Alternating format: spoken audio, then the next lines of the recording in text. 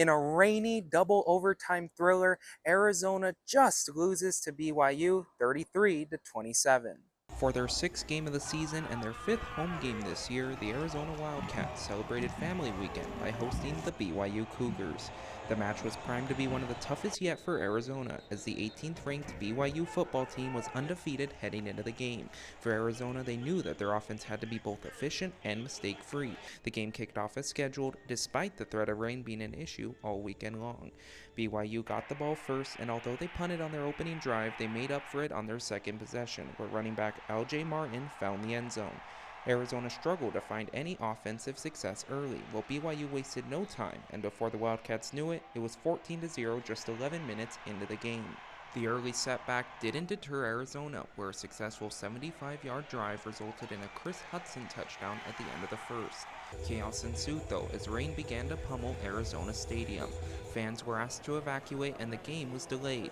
Despite the weather, fans were optimistic about the game. I think the U of A is hoping it'll slow the Cougar momentum down, but nah, we're good. After about 45 minutes, the second quarter kicked off. Arizona forced a turnover on downs for BYU, which allowed Arizona to close the lead thanks to a field goal. The Wildcats' offense became electric, as a 35-yard touchdown to Chris Hunter allowed the Wildcats to take the lead into the half. For BYU, they had a missed field goal and an interception thrown in the second quarter. BYU's struggles only continued into the third, as a costly interception allowed Arizona to turn it into a 35-yard touchdown by running back Kedrick Reesano. Despite the lead, BYU wasn't ready to call it quits yet. With a field goal and a late game time rushing touchdown by BYU's quarterback, the Cougars tied up the game at the end of the fourth, taking us to overtime. Arizona received the ball first, but was forced to kick a field goal, making it 27-24. BYU responded with a field goal of their own, forcing double overtime. However, things took a turn for the worse for Arizona. Their 7-yard run by Bear Bachmeier took BYU to 33. Arizona tried to tie the game back, but in their final drive of the game, 3 incomplete passes sealed Arizona's fate. BYU would win, while Arizona would fall to 4-2. In the post-game conference, Coach Brett Brennan explained why he believes Arizona lost.